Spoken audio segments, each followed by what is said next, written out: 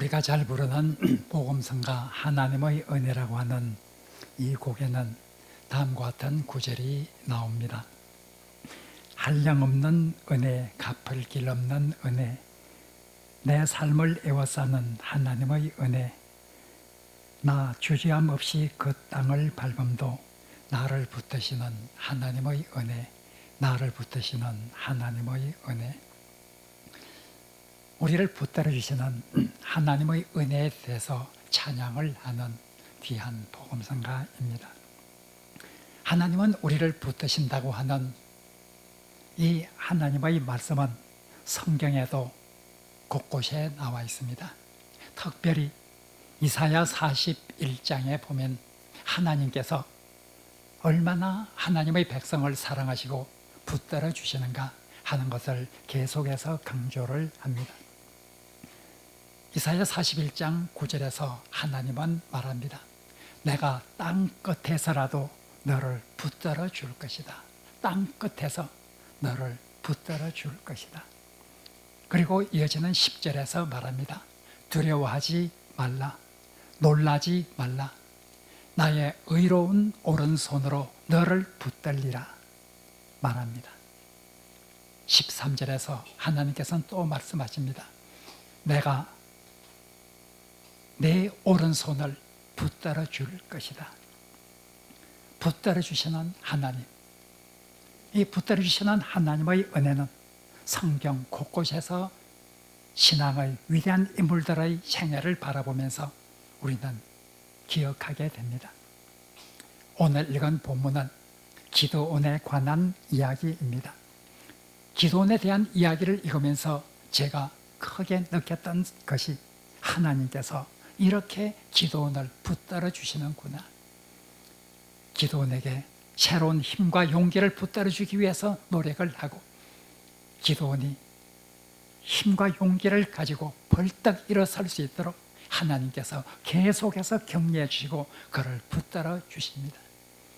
붙들어 주시는 하나님의 은혜, 이 하나님의 은혜가 기드온에 관한 내용, 특별히 6장, 7장에 보면 잘 나타나 있습니다.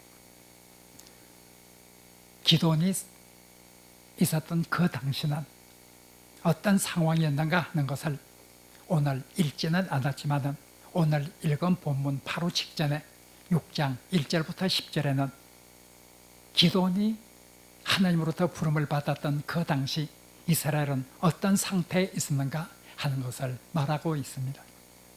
이스라엘 민족은 우상 숭배로 하나님의 뜻을 저버렸습니다. 이제 하나님께서는 이스라엘 민족을 징계하시게 되었습니다. 이스라엘 옆에 있는 미디안이라고 하는 이 민족을 들어서 이스라엘 민족을 치게 하고 미디안 이 민족이 이스라엘 민족을 크게 고통 가운데 몰아넣게 되었습니다. 그런 상황 가운데서 이스라엘 민족은 살아가야 했습니다. 이스라엘 민족은 미디안의 낯을 피해서 산으로 도망가서 살 수밖에 없는 그런 상황이 되기도 하였습니다. 이스라엘 사람들이 농사를 지어서 소출을 얻게 되면 미디안 사람은 어김없이 와서 모든 것을 약탈해 가버리고 말고 있습니다. 이런 상황 속에서 이스라엘 민족은 하나님께 부르짖었습니다. 그들이 당하는 고통에 대해서 구원해 달라고 하나님께 부르짖었습니다. 하나님은 이제 때가 되었다고 생각을 하면서 이스라엘 민족을 구원해 주시기로 작정을 하시고 사사 기드온을 세우기로 계획을 하였습니다. 이제 하나님께서 하나님의 사자를 기드온에게 보냈습니다. 오늘 읽은 6장 11절에서 24절 말씀은 바로 하나님의 사자가 나타나서 기드온에게 사명을 주는 이 장면이 기록되어 있습니다. 오늘 읽은 본문 14절에서 하나님의 사자는 기드온에게 말합니다. 너는 이제 내 힘으로 이스라엘 민족을 이 미디안의 손에서 구원하라. 이렇게 말합니다. 하나님이 너를 부르신 것이 아니냐. 내 힘으로 이스라엘을 구원하라. 이 말은 내 속에 있는 능력으로 구원하라. 이 말은 결코 아닙니다. 뒤따르는 말씀, 하나님이 너를 부르신 것이 아니냐. 하나님, 이 말이 암시해 주는 대로 하나님을 의지하고 하나님의 능력을 믿고 힘있게 나아가서 이스라엘 민족을 미디안의 손에서 구원하라, 이렇게 사명을 주고 있습니다. 미디안의 손에서 이스라엘 민족을 구원하는 일이 어찌 그리 쉬운 일이겠습니까? 망설일 수밖에 없고 주저할 수밖에 없었고 두려워할 수밖에 없었습니다. 그러나 하나님은 이 기도원을 계속해서 옆에서 붙들어 주십니다. 6장, 7장을 읽으면서 이렇게까지 하나님께서 하나님의 택한 백성을 보호하시고 붙들어 주시는구나 하는 것을 저는 6, 7장을 읽으면서 강하게 느끼게 되었습니다.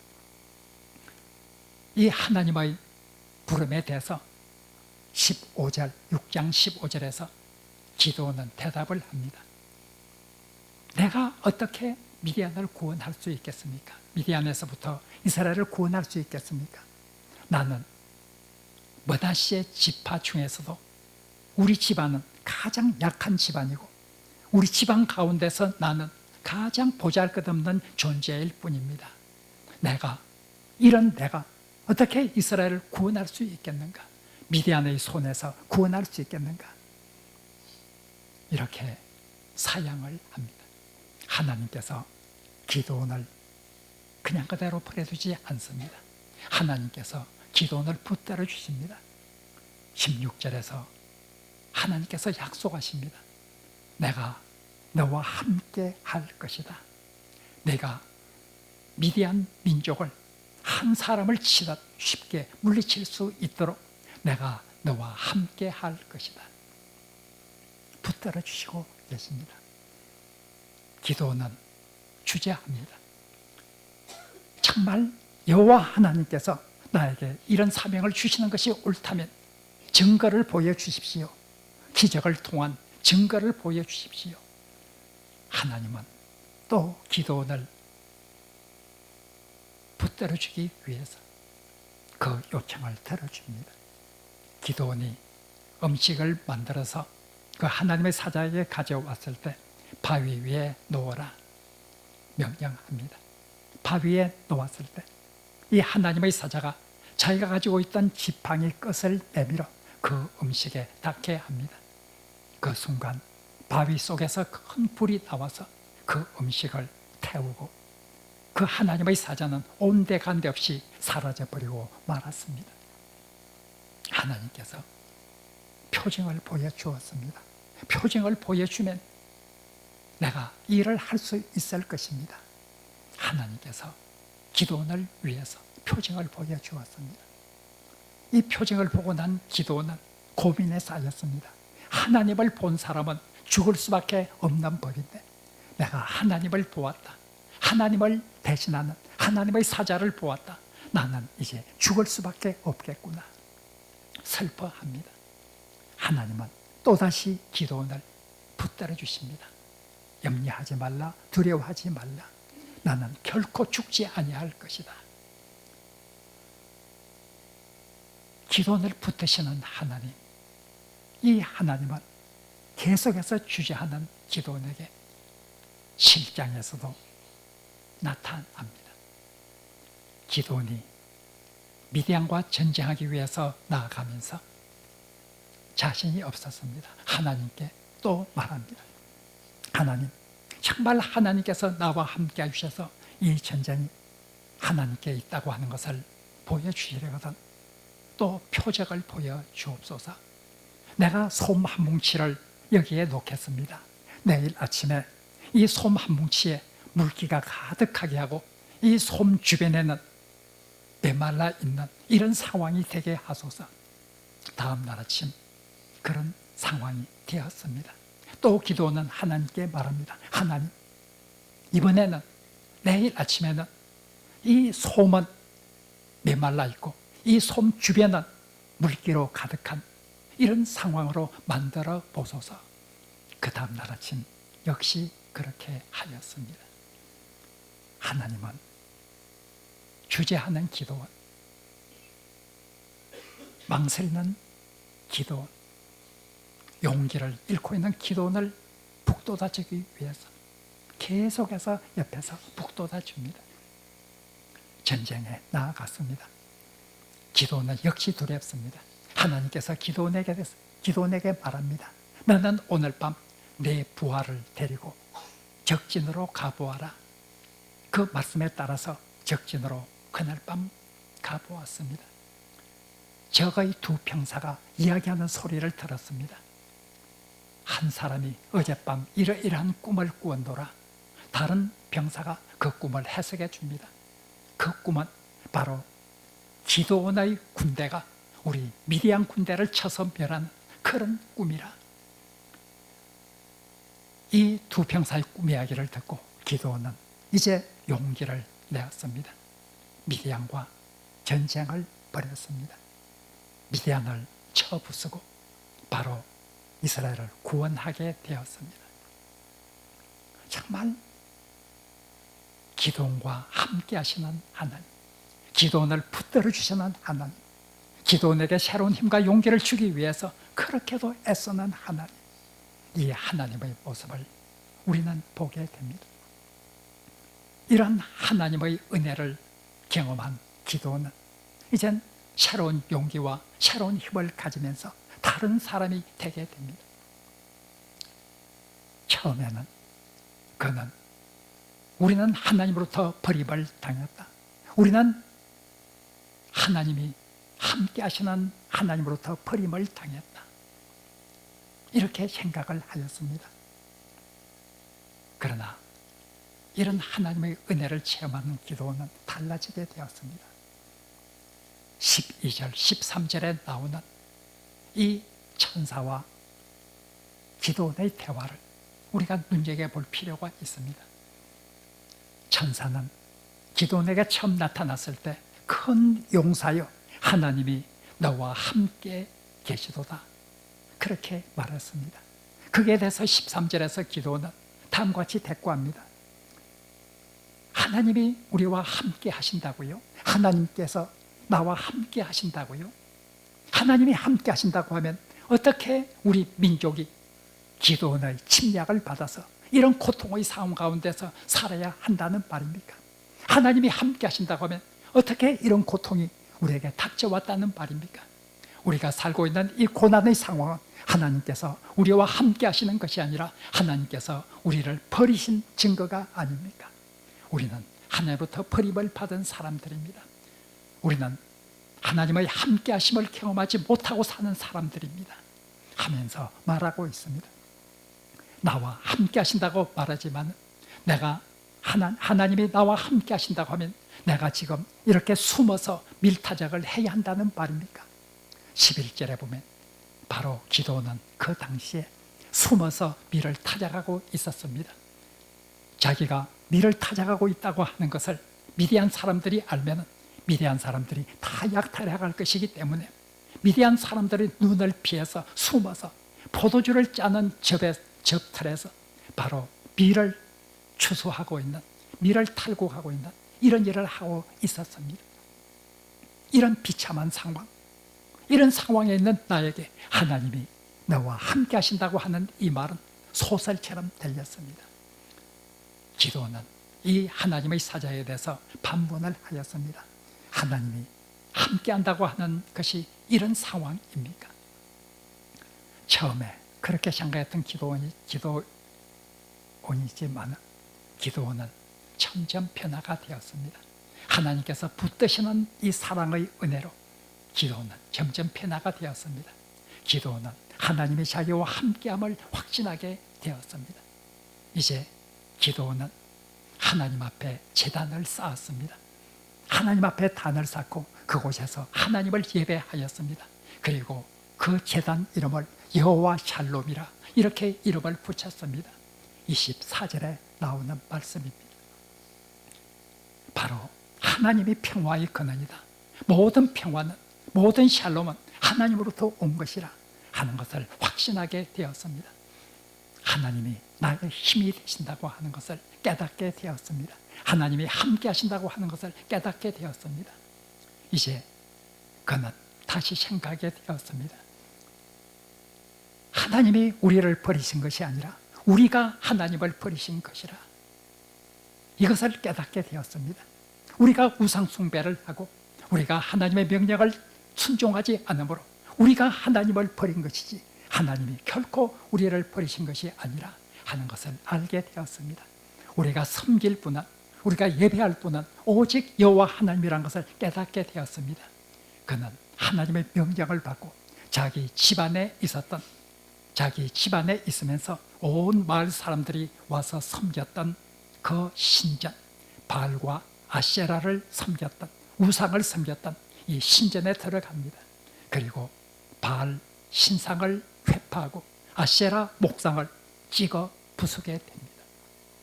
오직 하나님이 우리의 하나님이라 확신하게 되었습니다. 하나님이 우리와 함께 하신다 하는 것을 확신하게 되었습니다. 하나님께서 우리를 버리셨다고 생각했던 이 기도원의 생각은 달라져서 하나님이 우리를 버리신 것이 아니라 우리가 하나님을 버렸을 뿐 하나님은 결코 우리를 버리지 않았다 하는 확신을 가지게 됩니다. 이렇게 붙드시는 하나님의 사랑을 체험한 이 기도원은 확신에 차게 되었습니다. 또한 기도원은 용사가 되었습니다.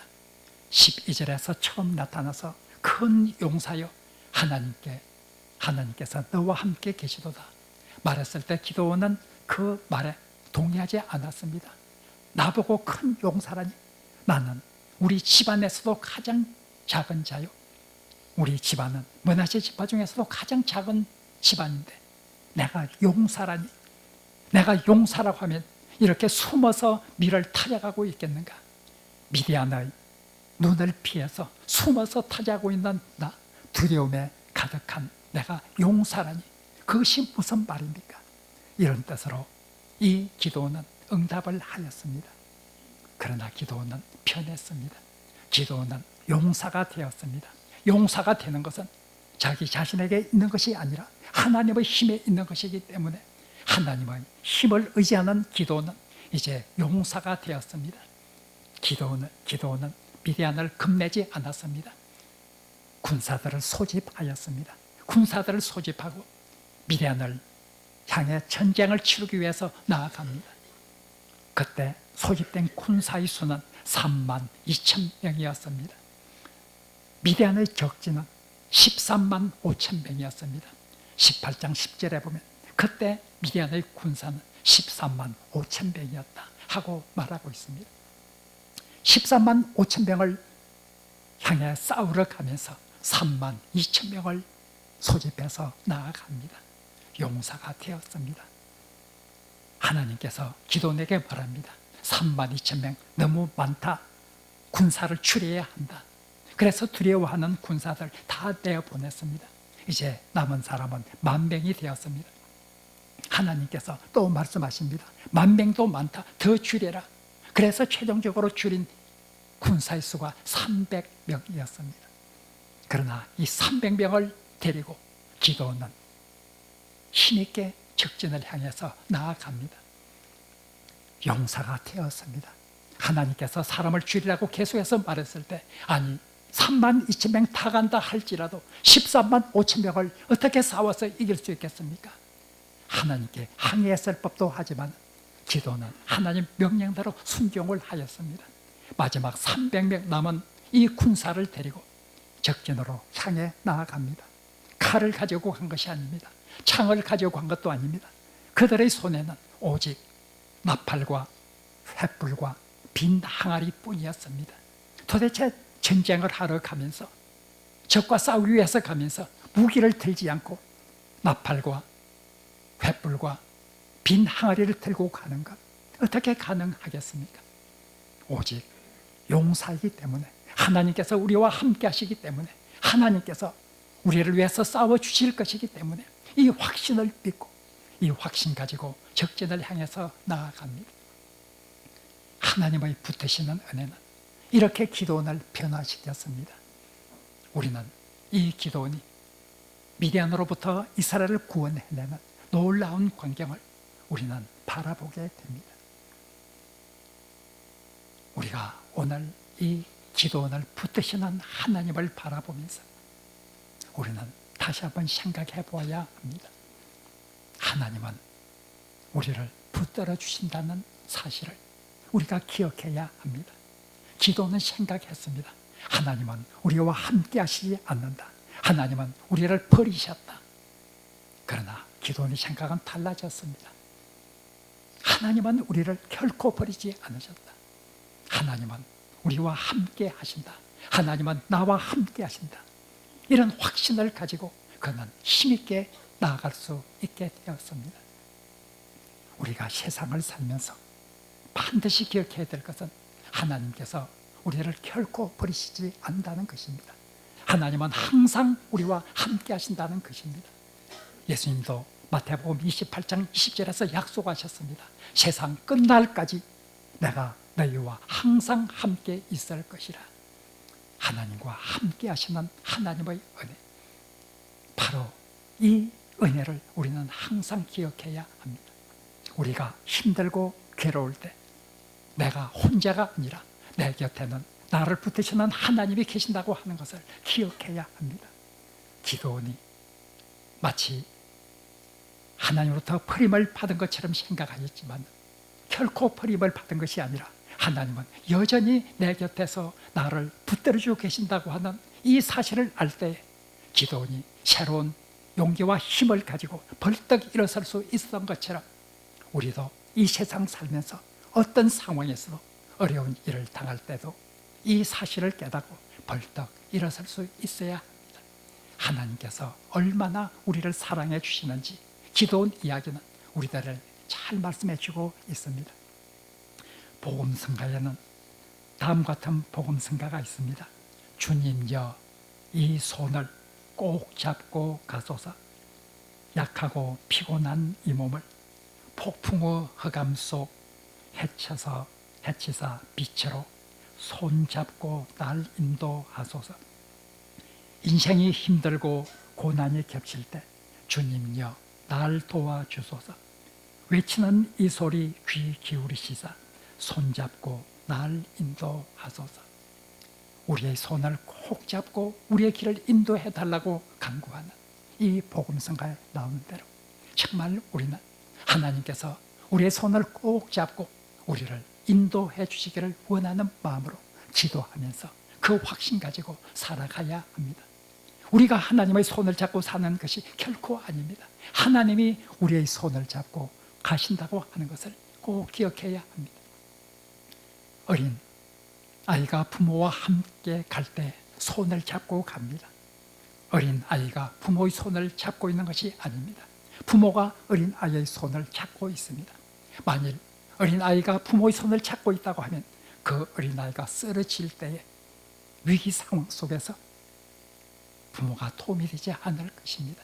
쓰러지고 말 것입니다. 그러나 부모가 어린 아이의 손을 잡고 있기 때문에 어린 아이는 쓰러지지 않습니다. 부모가 손을 잡고 있기 때문입니다.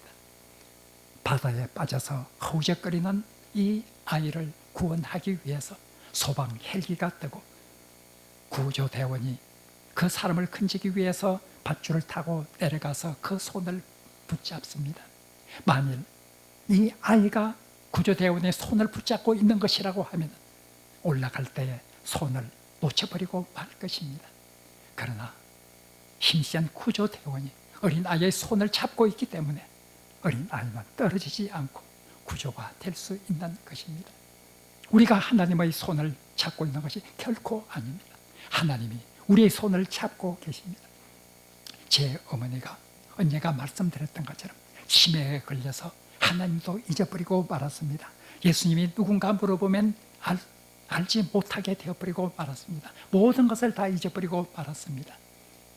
마지막 생애에 이렇게 신앙을 잊어버린 상태에 있어서 참으로 안타까웠습니다. 안타까워하는 저를 보고 한 신학 교수님이 말씀하셨습니다. 걱정하지 마십시오. 어머님이 하나님의 손을 붙들고 있는 것이라고 하면 걱정해야 되겠지만 하나님이 어머니의 손을 붙들고 있기 때문에 너무 안타까워할 필요가 없습니다. 하나님께서 어머님을 붙들고 있는 그 손을 결코 놓지 않으실 것입니다. 하나님이 우리의 손을 붙들고 있다고 하는 이 놀라운 하나님의 은혜, 얼마나 큰 은혜인지 모릅니다. 우리가 세상을 살아갈 때 하나님이 내 곁에서 우리를 붙들어주고 계신다고 하는 사실, 이 하나님의 은혜, 이 하나님의 사랑, 나를 붙들어주시는 하나님의 은혜와 나를 붙들어주시는 하나님의 사랑, 이 은혜와 사랑을 굳게 믿으면서 이 세상을 힘있게 살아가야 합니다. 이것이 기도원 이야기를 통해서 하나님께서 우리에게 보여주시고자 하시는 귀한 메시지입니다. 오늘도 이런 하나님을 믿고 이런 하나님의 사랑과 은혜를 믿으면서 이 세상을 힘있게 살아가는 하늘의 백성이 되기를 간절히 바랍니다.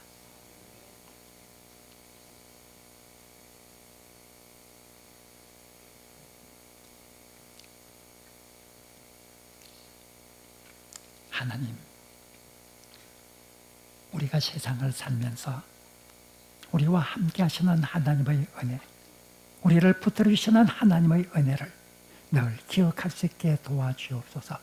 이런 은혜를 체험하면서 더욱 힘있게 이 세상을 살아가는 하늘의 백성이 되게 하여 주옵소서. 예수님 이름으로 기도합니다.